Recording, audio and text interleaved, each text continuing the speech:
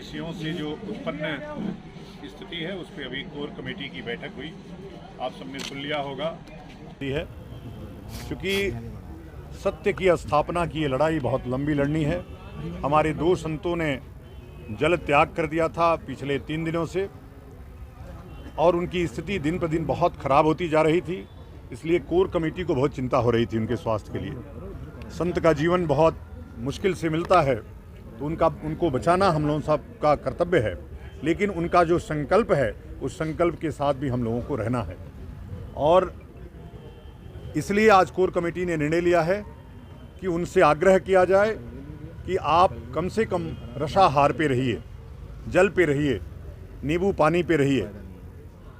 हम लोगों के आग्रह को संत द्वय ने, यति नरसिंहानंद जी और अमृतानंद जी महाराज ने उसको स्वीकार किया है, और अभी से हम लोगों ने उनको जल पिलाया है। जल पिला करके सत्याग्रह को कंटिन्यू रखा है।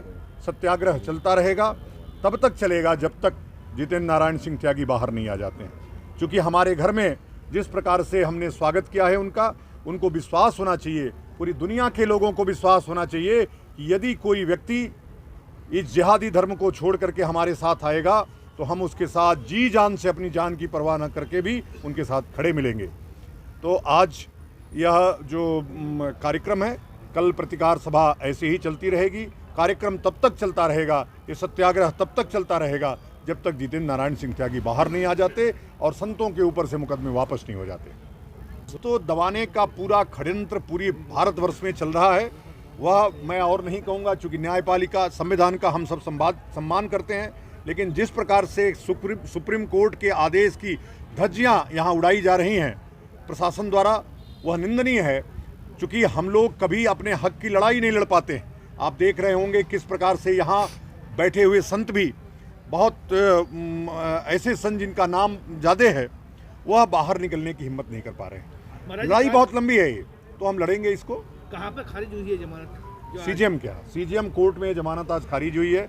अब फिर इसको हम सेशन में मूव करेंगे मंडे को, और जमानत तो होनी है, क्योंकि अगर जमानत नहीं होगी तो अंतर्राष्ट्रीय चर्चा का विषय बनेगा, और पूरी दुनिया के हिंदुत्व को मानने वाले हिंदुओं अब जागृत नहीं हुए तो तुम्हारे साथ शासन प्रशासन जितनी भी पालिकाएं हैं वो कोई खड़ा होने वाला नहीं है। आज देख लो, जिस मामले में पुलिस को गिरफ्तार करने का आदेश नहीं है उसमें गिरफ्तार करके और उनकी बेल को रिजेक्ट कराया जा रहा है। यह लड़ाई हम लड़ेंगे, यह सत्य की स्थापना की लड़ाई है, यह सनातन वैदिक राष्ट्र बनाने की लड़ाई है। लड़ाई बहुत लंबी है। न्यायालय भी करेगा क्या?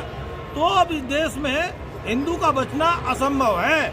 हिंदू को अगर बचना है तो हिंदू को खुद स्वयं खड़ा होना पड़ेगा, कि अब कहीं से हिंदू को न्याय होने की उम्मीद नहीं दिखाई दे रही। क्योंकि आप आश्चर्य समझिए, शाम को 5 बजे तक बेल ऑर्डर नहीं आना और 5 बजे बेल रिजेक्ट का ऑर्डर आना, इसका मतलब क्या है? उससे पहले अगर बेल का ऑर्डर दे दिया जाता तो डिस्ट्रिक्ट कोर्ट में उसको डाल दिया जाता, लेकिन नहीं, क्योंकि संडे है, कल भी चली जाएगी, सोमवार से पहले अब अवसर नहीं मिलेगा, ताकि 2 दिन और रखो। अर्थात इसके पीछे मानसिकता ये है कि अधिक से अधिक जेल में रखो, ताकि कोई देश में क्या पूरे विश्व में जिहाद के खिलाफ जो अभियान चला है उसमें आज जो जिहाद के खिलाफ मुसलमान है वो पुनः अपने घर में, हिंदू घर में आना चाहता है, उसकी शुरुआत जितेंद्र नारायण त्यागी ने की है। उसको खत्म करने के लिए, उसको दबाव कर लेने के लिए कि कोई मुसलमान पुनः अपने घर में ना आए, इसके लिए अंतर्राष्ट्रीय षड्यंत्र के द्वारा ये सब हिंदुओं को अपमानित करने का काम किया जा रहा है।